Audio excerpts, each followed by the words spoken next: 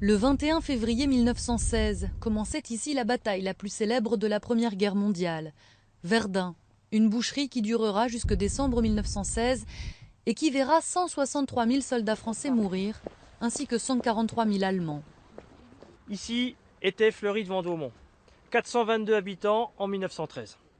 Donc le village a été complètement pulvérisé. Il n'en reste strictement rien. Tout comme les 9 autres villages morts pour la France, comme je vous l'ai indiqué dans le bus.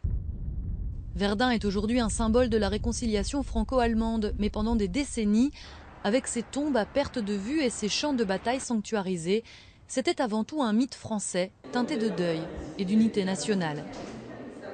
À Verdun ont combattu à peu près les 3/4 des troupes françaises.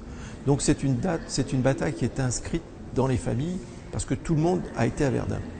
Et la deuxième chose, c'est que Verdun, dans la Première Guerre mondiale, c'est la première bataille industrielle.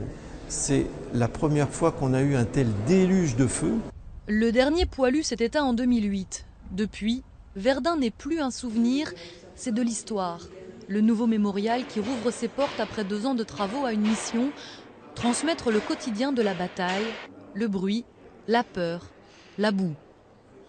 On a cherché à représenter, à faire ressentir une expérience en première ligne. Et tout ce qui est raconté autour de cette première ligne fonctionne de manière satellitaire. On s'éloigne. Quand on est par exemple à l'arrière-front, on va se trouver dans des situations dans l'exposition où on va s'écarter de ce foyer incandescent qui est la première ligne. Tout au long de l'année vont se succéder les commémorations. Angela Merkel et François Hollande sont attendus au printemps pour y célébrer la paix.